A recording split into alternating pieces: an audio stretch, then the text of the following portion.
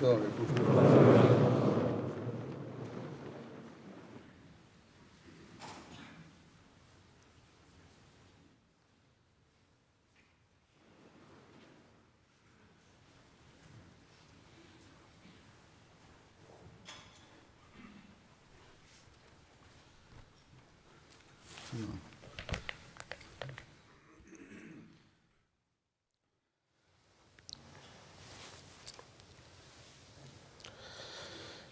اللہ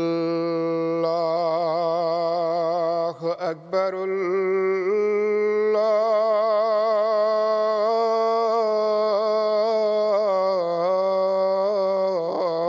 اللہ اکبر.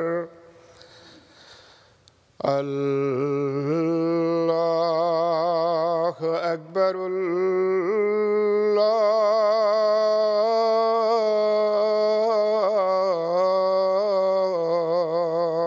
اکبر.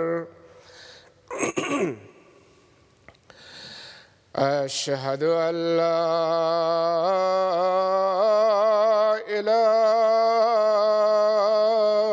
إله إلا الله.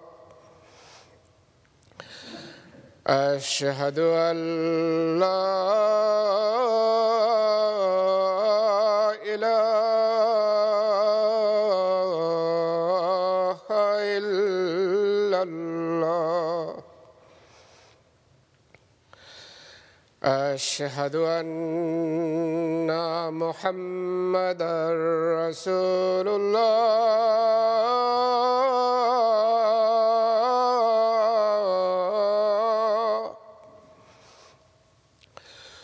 أشهد أن محمدًا رسول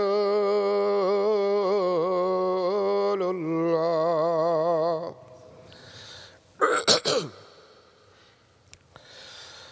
حي على الصلاة.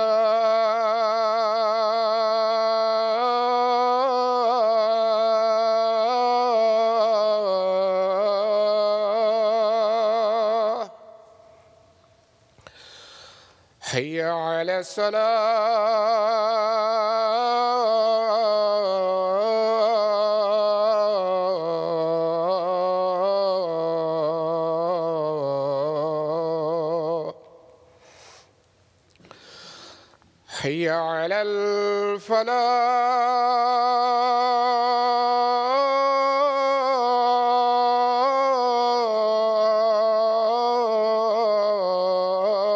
الفلاح. حي على الفلاح.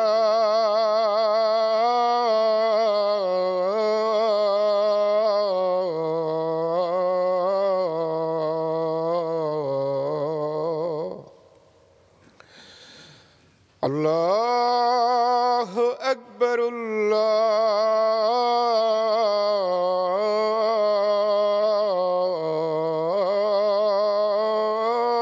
الله أكبر. لا إله إلا الله.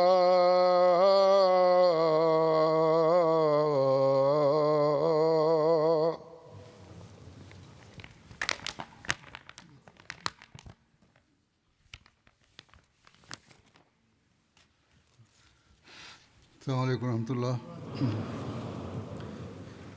أشهد أن لا إله إلا الله وحده لا شريك له وأشهد أن محمدًا عبده ورسوله. أما بعد فأعوذ بالله من الشيطان الرجيم.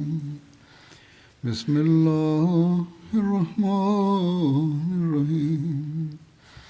الحمد لله رب العالمين. الرحمن الرحيم. مالك يوم الدين. إياك نعبد وإياك نستعين. اهدنا الصراط المستقيم صراط الذين أنعمت عليهم غير المغضوب عليهم ولا الضالين.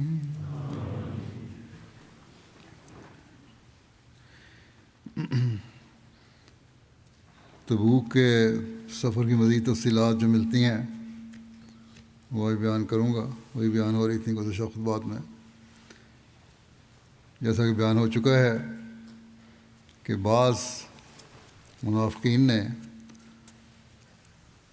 غزوہ پر جانے سے انکار کیا تھا اور مختلف عذر بیان کیے تھے، لیکن مدینہ تشریف آوری کے بعد بھی منافقین کے ساتھ نہ جانے پر عذر اور بہانوں کا ذکر ملتا ہے، بلکہ قرآن شریف میں بھی اس کا ذکر ہے. حضرت صلی اللہ علیہ وسلم کی سنت تھی کہ جب سفر سے مدینہ واپس تشریف لاتے تو پہلے مسجد میں پہنچ کر 2 رکعت نماز ادا کرتے. چنانچہ آپ تبوک سے واپس تشریف لائے تو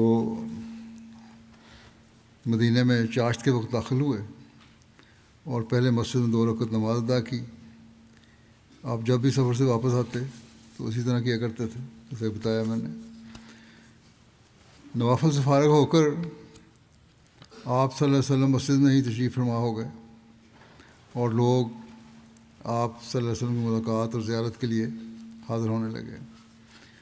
اسی طرح وہ لوگ جو اپنی کمزوری ایمان اور نفاق کی وجہ سے ساتھ نہیں گئے تھے وہ بھی آنے لگے. خاص طور پر منافقین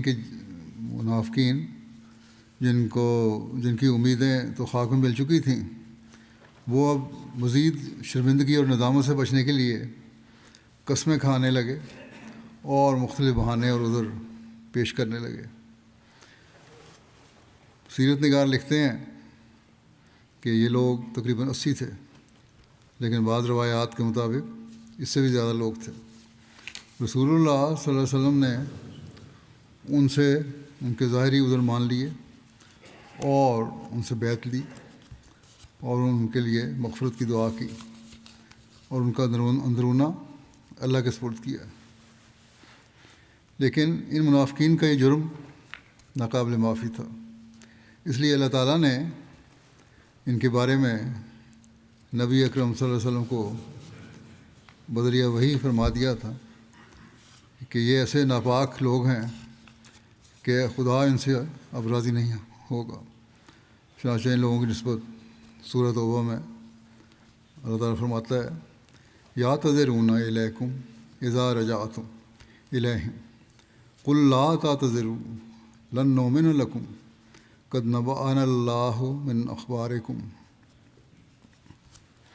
وسيرى الله عملكم ورسوله ثم تردون إلى عالم الغيب والشهادة فينبئكم بما كنتم تعملون.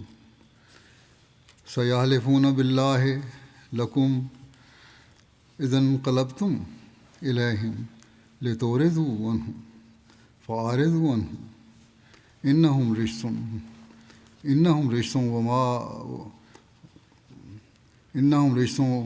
ومأواهم جهنم جزاء بما كانوا يكسبون.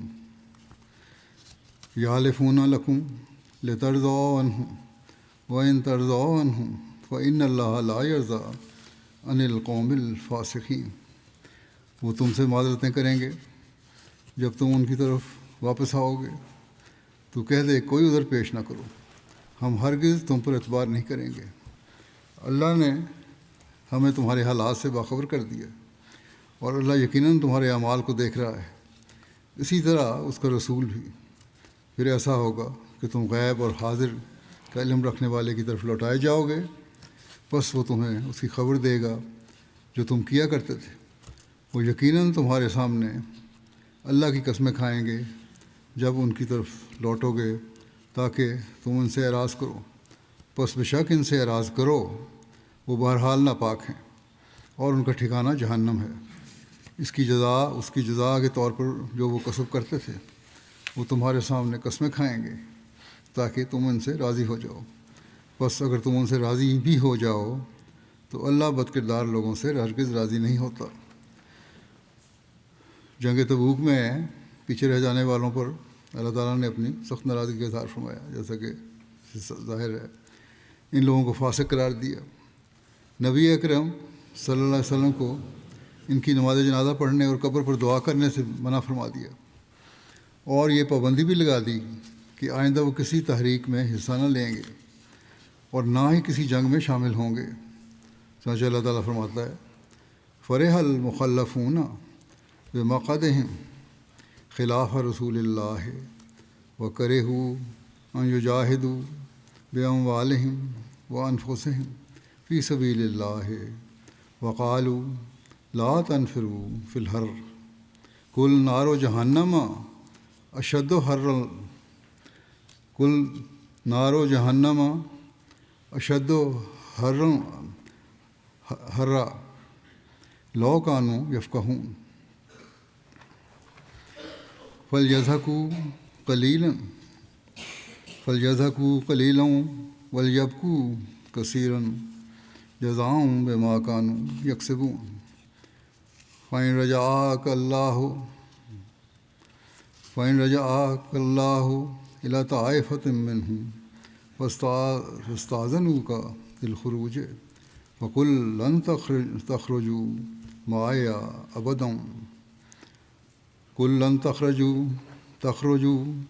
معي أبدا ولن تقاتلوا معي عدوا إنكم رضيتم بالقعود أول مرة فقعدوا مع الخالفين ولا تصل على أحد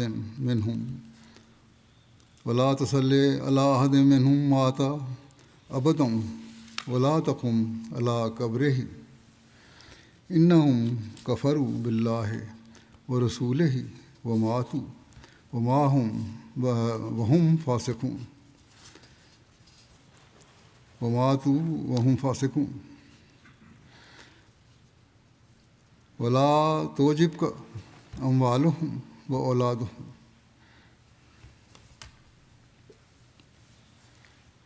إنما يريد الله أن يعذبهم بها في الدنيا وتزهق أنفسهم وهم كافرون۔ پیچھے چھوڑ دیے جانے والے رسول اللہ کے برخلاف اپنے بیٹھ رہنے پر خوش ہو رہے ہیں، اور انہوں نے اپنا پسند کیا کہ اللہ کی راہ میں اپنے اموال اور اپنی جانوں کے ساتھ جہاد کریں، اور وہ کہتے تھے کہ سخت گرمی میں سفر پر نہ نکلو۔ تو کہہ دے کہ جہنم کی آگ جلن کے لحاظ سے زیادہ سخت ہے، کاش وہ سمجھ سکتے، بس چاہیے کہ وہ تھوڑا ہنسیں اور زیادہ روئیں اس کی جزا کے طور پر جو وہ کسب کیا کرتے تھے۔ بس اگر اللہ تجھے ان میں سے کسی گروہ کی طرف دوبارہ لے جائے اور وہ تجھ سے ساتھ نکلنے کی اجازت مانگیں تو تو انہیں کہہ دے کہ ہرگز تم آئندہ کبھی میرے ساتھ جہاد کے لیے نہیں نکلو گے، اور ہرگز کبھی میرے ساتھ ہو کر دشمن سے لڑائی نہیں کرو گے۔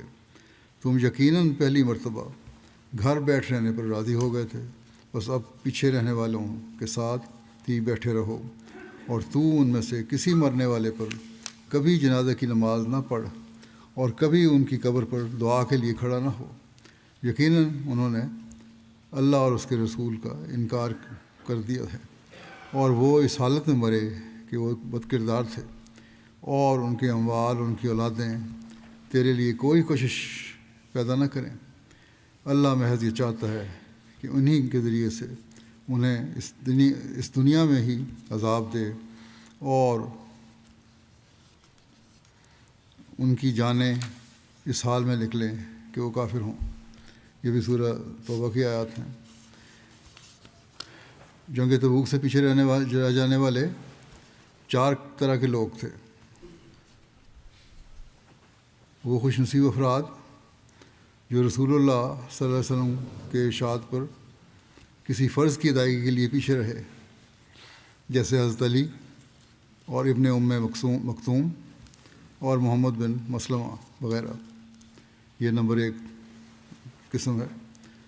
دوسری طرح کے وہ لوگ ہیں جو معذور اور بیمار تھے، کمزور تھے، یا بہت ہی نادار اور غریب تھے اور سواری وغیرہ کی استطاعت نہ رکھتے تھے۔ ان کے بارے میں اللہ تعالیٰ نے فرما دیا کہ یہ حقیقی عذر رکھتے ہیں، اس کے لیے اللہ نے ان کو معاف کر رکھا ہے۔ بلکہ جیسا کہ پہلے بیان ہو چکا ہے کہ حضرت صلی اللہ علیہ وسلم نے ان کے بارے میں فرمایا کہ وہ ہر جگہ ہمارے ساتھ ساتھ ہی تھے، یعنی اللہ نے ان کو ہمارے اجر و ثواب میں بھی شامل فرمایا تھا۔ تیسرے منافق جن کے کردار کی سخت مذمت کی گئی اور قرآن کریم میں ہمیشہ کے لیے ان سے ناراضگی اور سخت سزا اور وعید کا حکم نازل ہوا۔ چوتھے وہ لوگ تھے جو محض سستی کی وجہ سے شامل نہ ہوئے تھے اور پیچھے رہ گئے تھے۔ ان میں 3 اصحاب خاص طور پر قابل ذکر ہیں، اور وہ ہیں حضرت کعب بن مالک، حضرت مرارہ بن ربیع اور حضرت ہلال بن امیہ۔ ان 3 صحابہ کے بارے میں قرآن کریم میں یہ آیت نازل ہوئی کہ وَعَلَى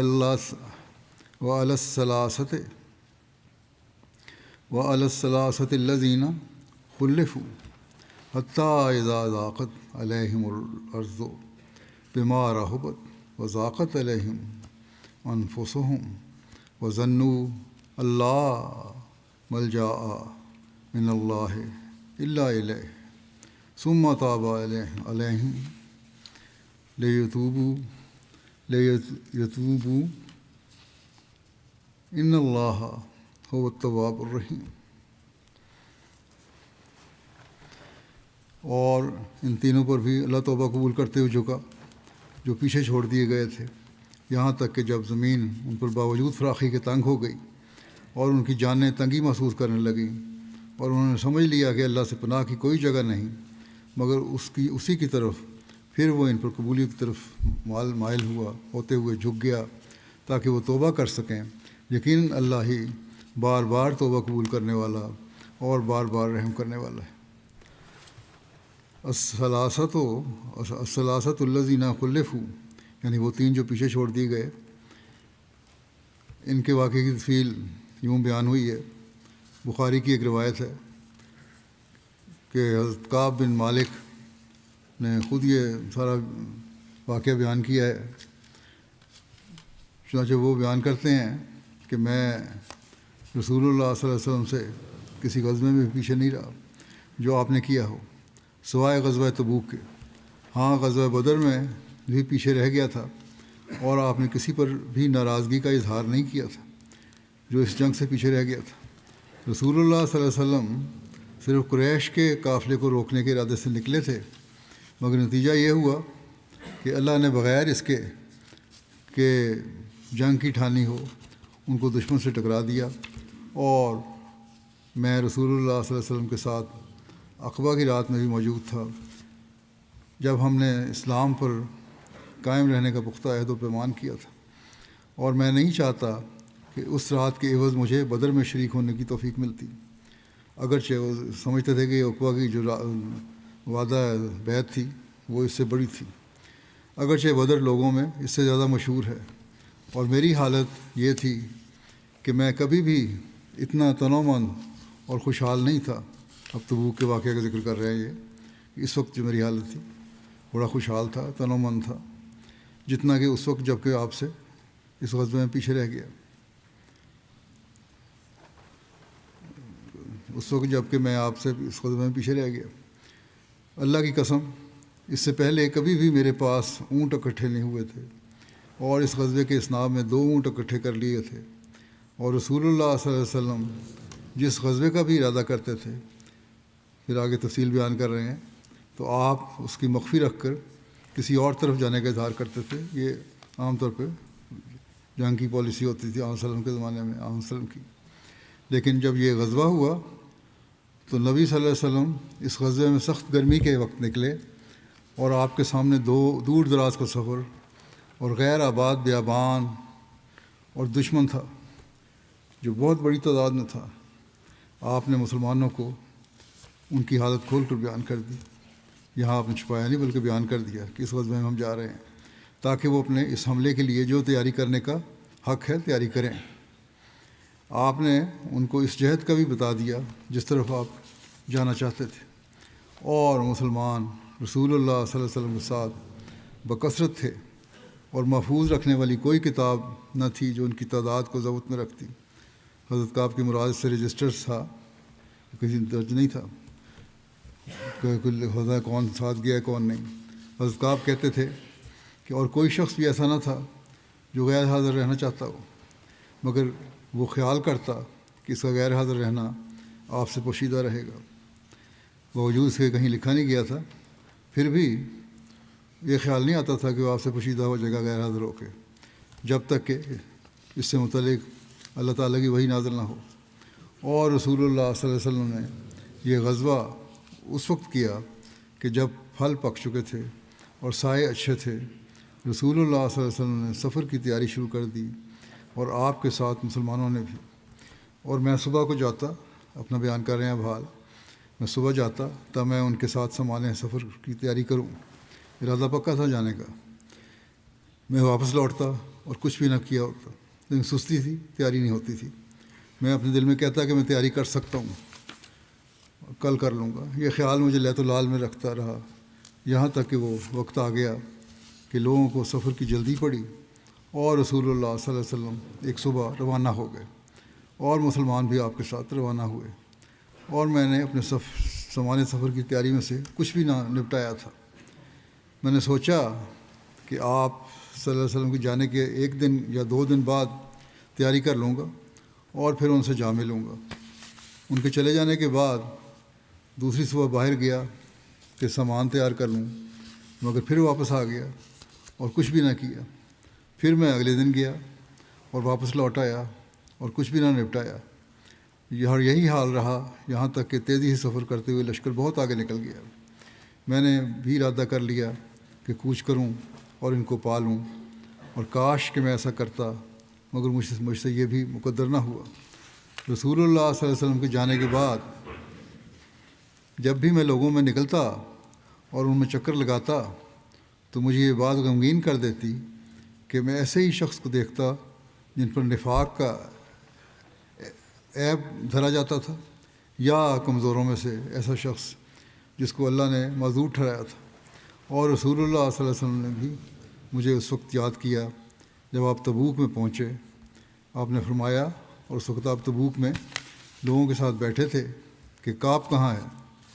بنو سلمہ میں سے ایک شخص نے کہا، یا رسول اللہ صلی اللہ علیہ وسلم، اس کو اس کے دو چادروں نے اور اس کے اپنے دائیں بائیں مڑ کر دیکھنے نے روک رکھا ہے، یعنی شاید تکبر یا فخر کی وجہ سے نہیں آیا۔ حضرت معاذ بن جبل نے یہ سن کر کہا اس صحابی کی اس بات کو کہ کیا ہی بری بات ہے تم نے کہی ہے کعب کے متعلق؟ اللہ کی قسم یا رسول اللہ صلی اللہ علیہ وسلم، اس کے متعلق ہمیں اچھا ہی تجربہ ہے۔ رسول اللہ صلی اللہ علیہ وسلم یہ سن کر خاموش ہو گئے۔ حضرت کعب بن مالک کہتے تھے کہ جب مجھے یہ خبر پہنچی کہ آپ واپس آ رہے ہیں، مجھے فکر ہوئی اور میں جھوٹی باتیں سوچنے لگا کہ کس بات سے کل آپ کی ناراضگی سے بچ جاؤں، بہانہ بناؤں۔ اور اپنے گھر والوں میں ہر ایک اہل رائے سے میں نے اس بارے میں مشورہ لیا۔ جب یہ کہا گیا کہ رسول اللہ صلی اللہ علیہ وسلم آن پہنچے، میرے دل سے سارے جھوٹے خیالات کافور ہو گئے، اور میں نے سمجھ لیا کہ میں کبھی بھی آپ صلی اللہ علیہ وسلم کے غصے سے ایسی بات سے بچنے کا نہیں جس میں جھوٹ ہو۔ اس لیے میں نے آپ صلی اللہ علیہ وسلم سے سچ سچ بیان کرنے کی ٹھان لی، اور رسول اللہ صلی اللہ علیہ وسلم تشریف لے آئے۔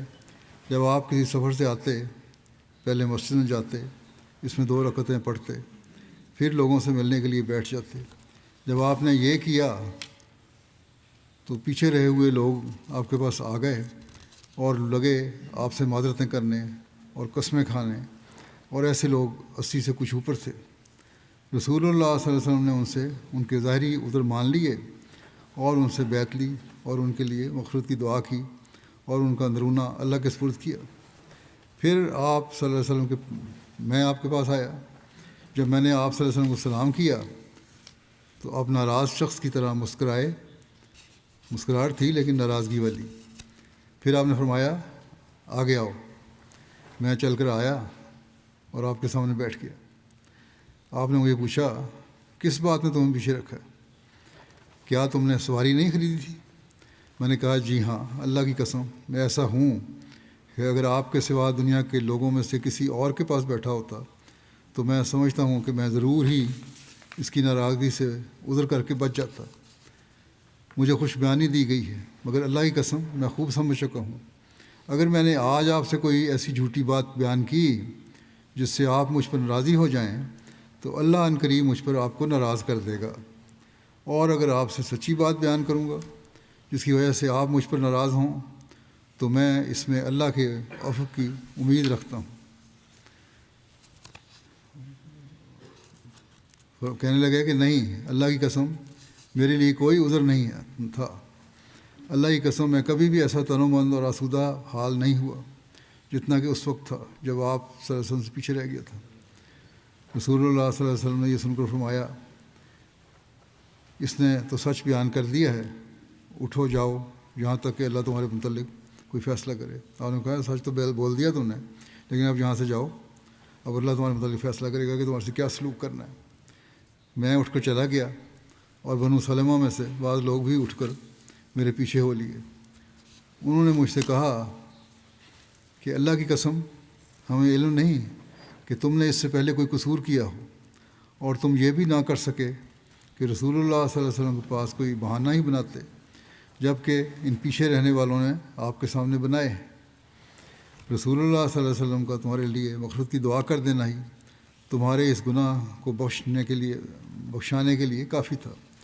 اللہ کی قسم یہ لوگ مجھے ملامت ہی کرتے رہے، یہاں تک کہ میں نے بھی ارادہ کر لیا، کہتے میری نیت بدل گئی پھر کہ لوٹ جاؤں اور اپنے آپ کو جھٹلا دوں کہ پہلے جو میں نے بات کی تھی غلط کی تھی، بہانہ بنا لوں کوئی آنسروں کے سامنے۔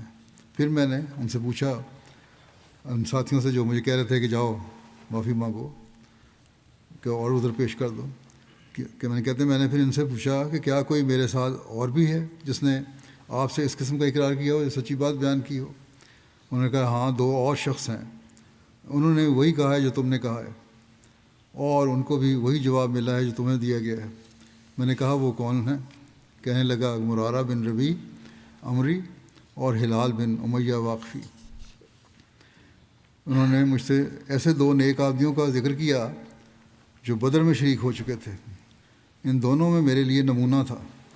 جب لوگوں نے ان دونوں کا مجھ سے ذکر کیا تو میں چلا گیا، اور رسول اللہ صلی اللہ علیہ وسلم نے مسلمانوں کو ہم سے بات چیت کرنے سے منع کر دیا۔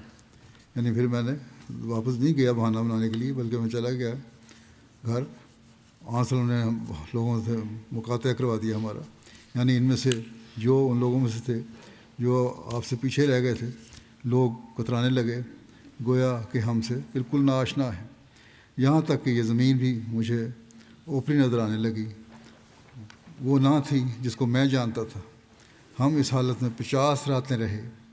میرے جو ساتھی تھے وہ تو غمزدہ ہو کر گھروں میں رہ گئے اور اپنے گھروں میں بیٹھ کر رونے لگے، اور میں ان لوگوں میں سے زیادہ جوان تھا اور ان لوگوں سے مصیبت کو زیادہ برداشت کرنے والا تھا۔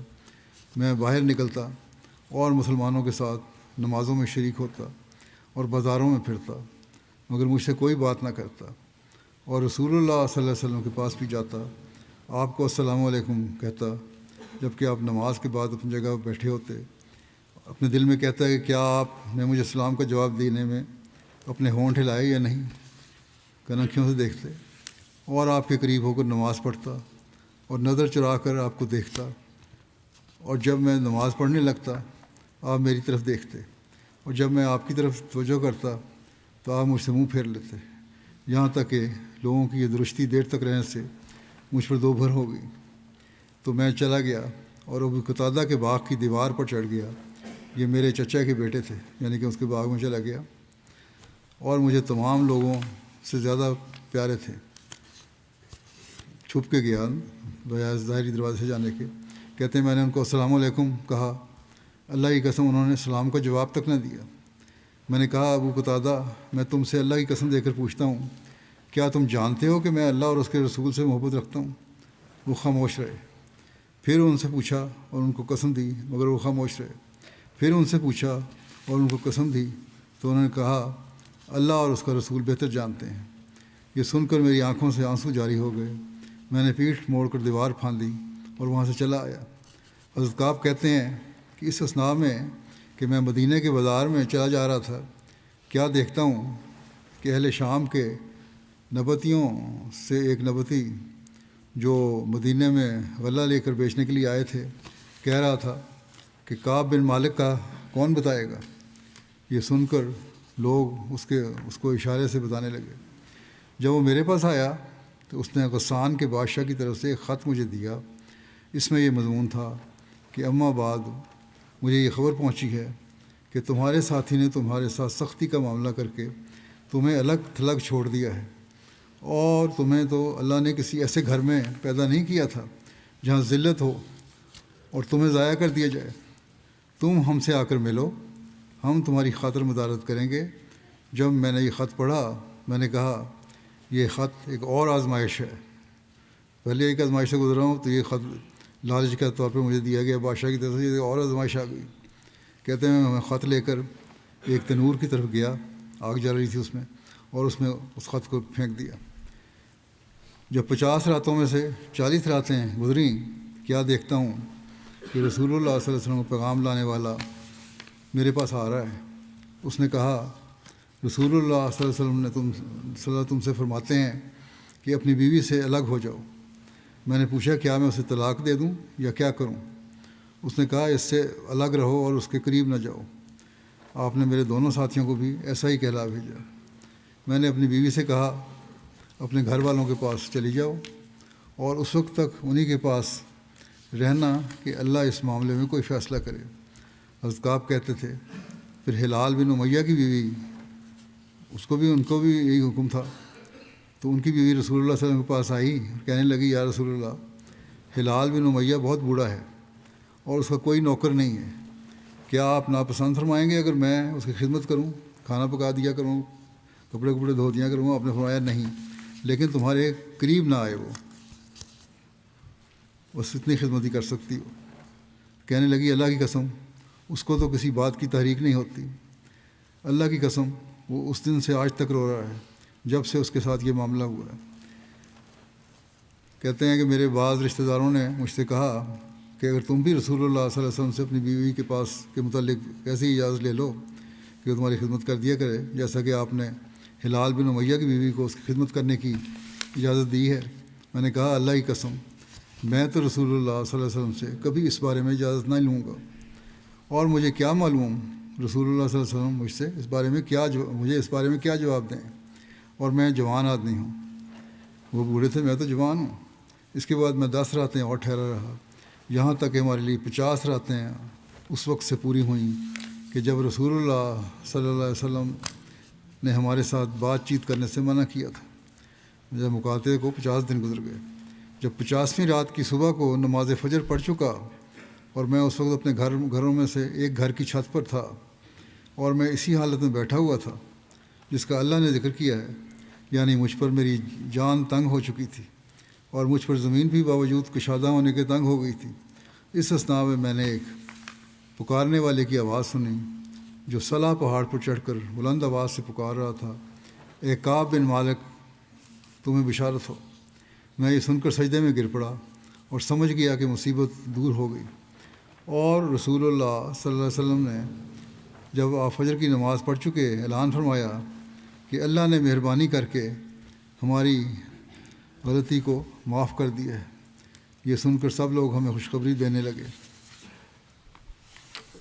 اور میرے دونوں ساتھیوں کی طرف بھی خوشخبری دینے والے گئے، اور ایک شخص میرے پاس گھوڑا بھگاتے ہوئے آیا، اور اسلم قبیلہ کا ایک شخص دوڑا آیا اور پہاڑ پر چڑھ گیا، اور اس کی آواز گھوڑے سے زیادہ جلدی پہنچنے والی تھی۔ یعنی وہ ایک تو گھوڑے پر آیا تھا، انہوں نے کہا اس نے یہ طریقہ اختیار کیا کہ پہاڑی پر چڑھ کے اونچی آواز میں اعلان کر دیا۔ جب وہ شخص میرے پاس بشارت دینے آیا جس کی آواز میں نے سنی تھی، تو میں نے اس کے لیے اپنے دونوں کپڑے اتارے اور اس کو پہنائے، اس لیے کہ اس نے مجھے بشارت دی تھی۔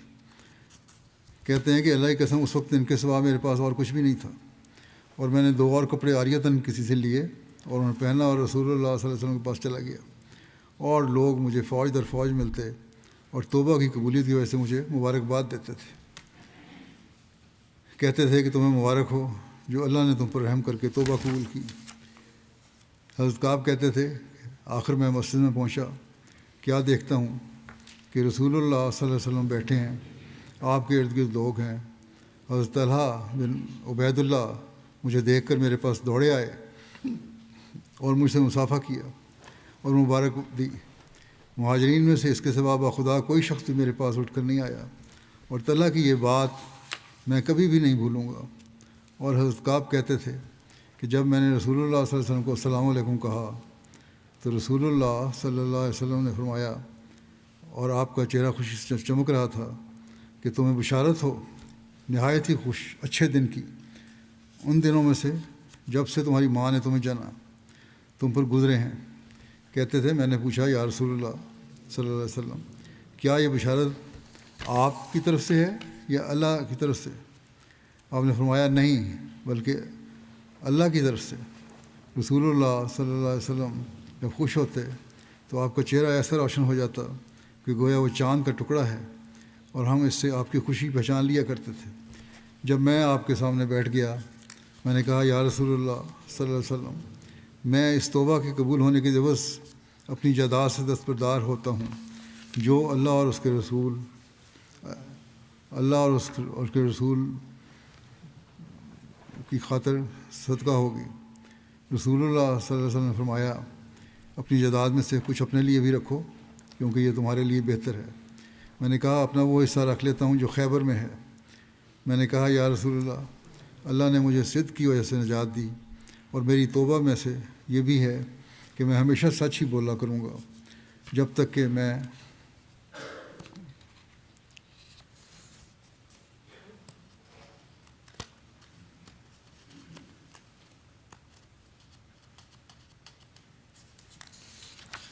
میں زندہ رہوں گا، کیونکہ اللہ کی قسم میں مسلمانوں میں سے کسی کو نہیں جانتا کہ اللہ نے اس کو سچی بات کہنے کی وجہ سے اس خوبی کے ساتھ آزمایا ہو جس خوبی سے میری آزمائش کی ہے۔ اس وقت سے کہ میں نے رسول اللہ صلی اللہ علیہ وسلم سے اصل واقعہ بیان کیا، میں نے جب سے رسول اللہ صلی اللہ علیہ وسلم سے یہ بات بیان کی میں نے آج تک عمداً جھوٹ نہیں بولا، اور میں امید رکھتا ہوں کہ اللہ آئندہ بھی جب تک زندہ ہوں مجھے محفوظ رکھے گا۔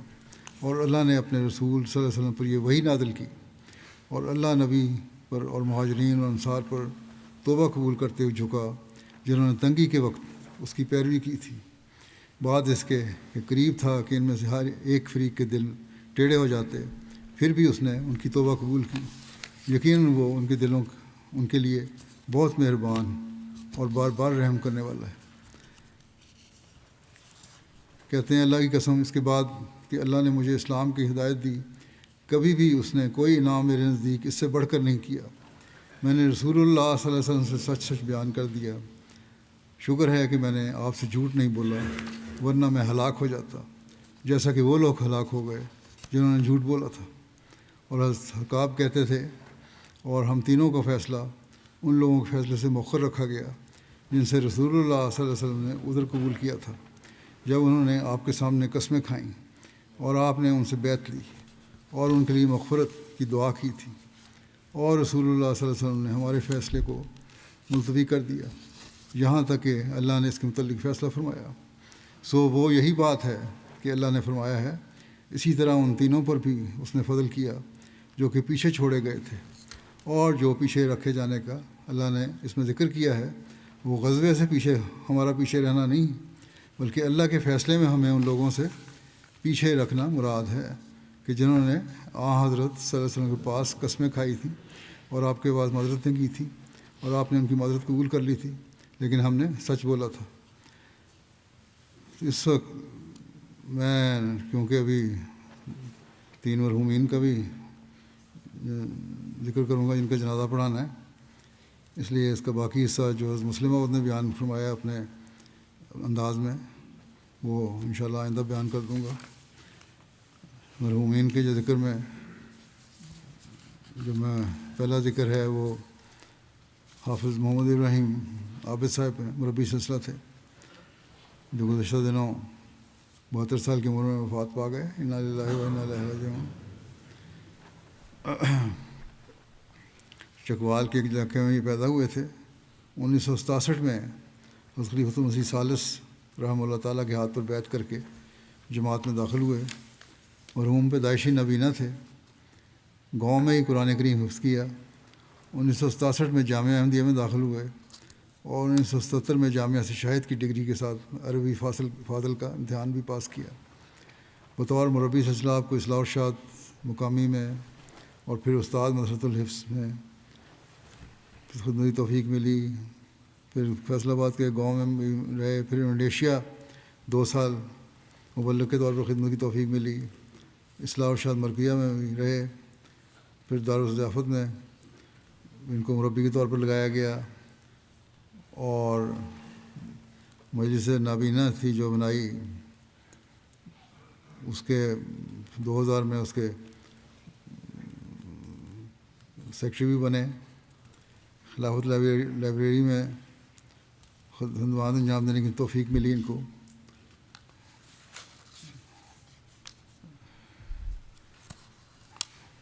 بریل زبان بھی انہوں نے سیکھی. ان کے ایک ہم جماعت ہیں کلاس فیلو امداد الرحمان صدیقی صاحب مربی سلسلہ بنگلہ دیش میں. کہتے ہیں جامعہ احمدیہ میں ہم نے ربا میں اکٹھے پڑھتے تھے. بہت ذہین و فطین تھے حافظ صاحب. حافظہ بہت اچھا تھا. کسی آیت کا تھوڑا سا حصہ پڑھ کر حافظ صاحب سے پوچھتے کہ یہ آیت قرآن کریم کی کس مقام پر آتی ہے تو حافظ صاحب 1 منٹ میں سوچ کر بتا دیتے کہ آیت فلاں صورت کے شروع میں یا درمیان میں آتی ہے.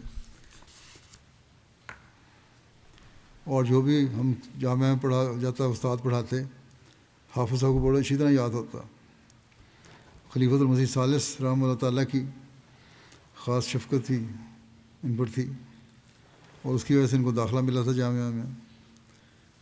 انہوں نے کوئی اسکول کی تعلیم حاصل نہیں کی تھی لیکن پھر بھی جامعہ میں بڑا اچھی تعلیم حاصل کی. جب بھی کوئی مسئلہ درپیش ہوتا اس خلیفۃ المسیح ثالث کے پاس یہ فوراً پہنچ جاتے اور ان سے رہنمائی لیتے. اور خلیفۃ المسیح ثالث کی بھی حافظ صاحب پر بہت شفقتیں تھیں. اسی طرح حنیف محمود صاحب نے بھی ان کے بارے میں کافی کچھ لکھا ہے. کچھ بیان کرتا ہوں. کہتے ہیں کہ ایک مرتبہ کہ میں 7.5 سال بعد افریقہ سے واپس آیا تو میں نے ان کا ہاتھ پکڑ کر زور سے دبایا مگر میں نے کچھ بولا نہیں. حافظ صاحب نے فوراً پہچان لیا اور میرا نام لے کے کہا کب آئے ہو. گویا 7.5 سال بعد بھی صرف میرے ہاتھ کے لمس سے مجھے پہچان لیا.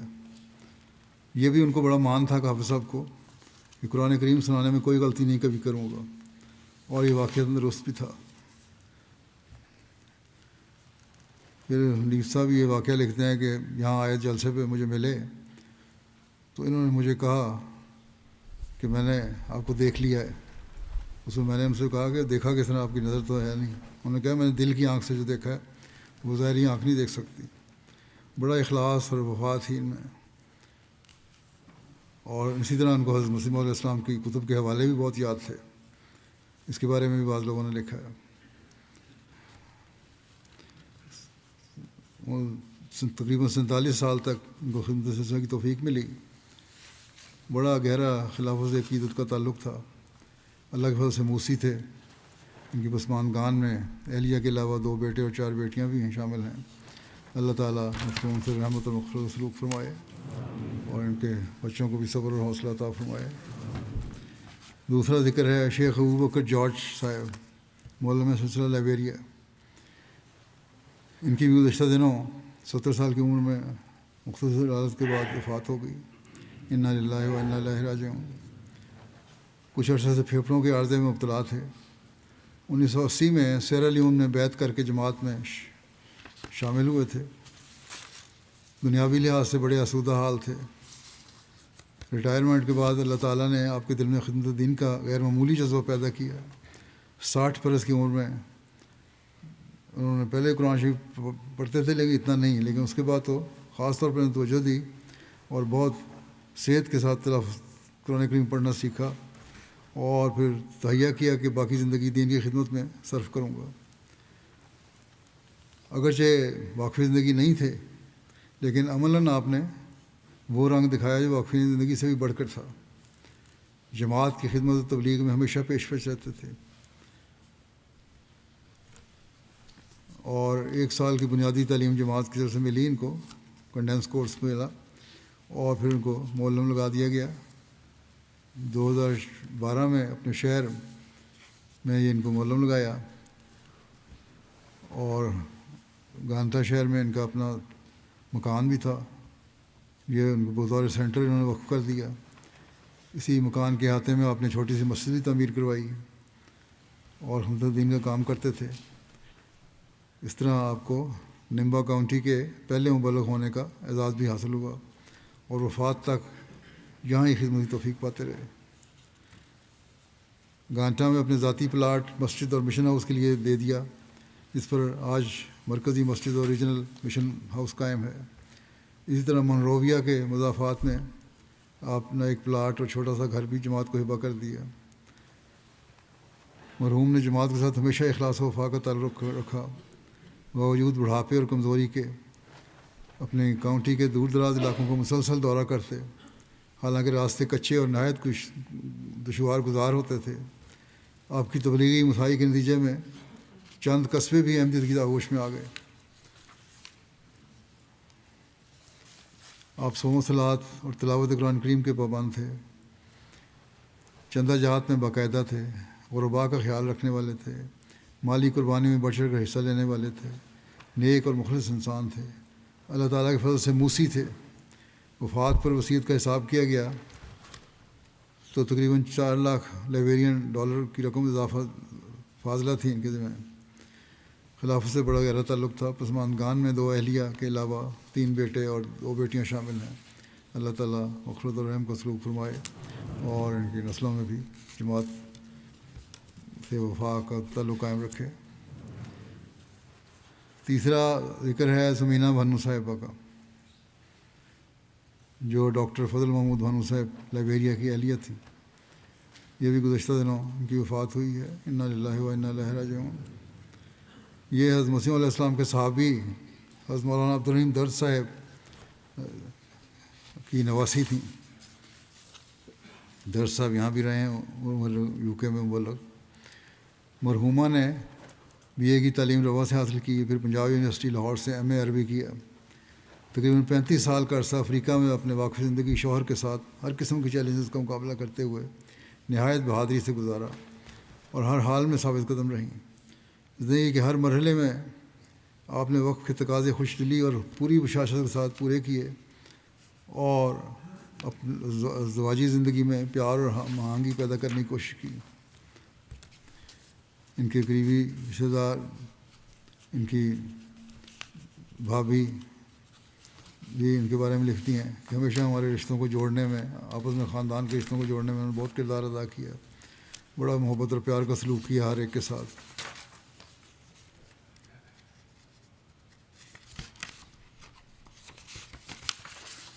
عبدالغنی جہانگیر صاحب انچارج فرینچ ڈیسک لکھتے ہیں، کیونکہ ان کے سمینہ صاحبہ کے خاوند فرانس سے تھے اور ان کا تعلق تھا جہانگیر صاحب سے، اس وجہ سے ان سے تعلق بھی تھا، ان کی والدہ سے تعلق تھا ان کا سمینہ صاحبہ کا۔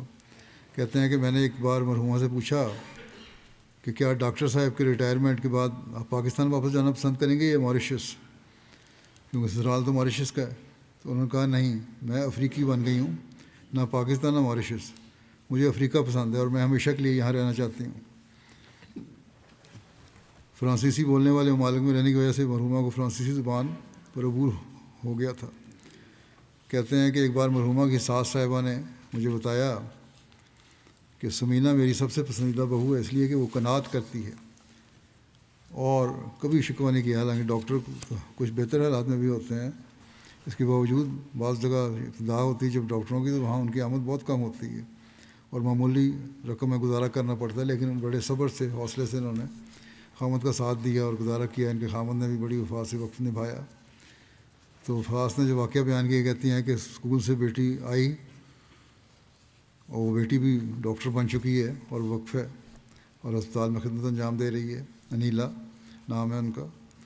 تو بہرحال جب اسکول سے آئی تو اسکول کا بیگ جو تھا وہ پھٹا ہوا تھا، تو بجائے اس کے کہ نیا بیگ خرید کے دے، مرحومہ نے اپنی بیٹی کو کہا کہ اس کو میں ٹھیک کر دیتی ہوں، اور خود اپنے ہاتھ سے سلائی کر کے اسے ٹھیک کیا۔ مرحومہ انتہائی سادہ، 5 وقتہ نمازوں کی پابند، مل نثار، بہت ہمدرد، شفیق، ہر ایک کا خیال رکھنے والی، دعا گو، صابرہ شاکرہ، مہمان نواز، نہایت با کردار اور عری پر خاتون تھیں۔ شروع میں جو مربیان وہاں جاتے رہے ہیں بورکینا فاسو، انہوں نے مجھے لکھا کہ ہم جاتے تھے تو ہمارا بڑا خیال رکھتی تھیں، اور ہمارے جو اکیلے تھے ہم کھانا پینے کا بھی ہمیشہ خیال رکھتی۔ خلافت کے ساتھ عشقیت تک پیار تھا۔ مرحومہ اللہ کے فضل سے موسیہ تھیں۔ عثمان گان میں خاوند کے علاوہ ایک بیٹی شامل ہیں۔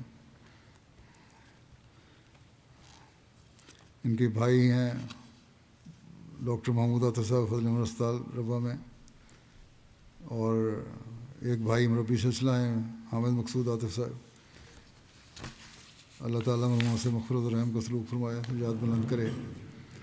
ان سب کے جیسا کہ میں نے کہا نماز کے بعد جنازہ غائب پڑھاؤں گا۔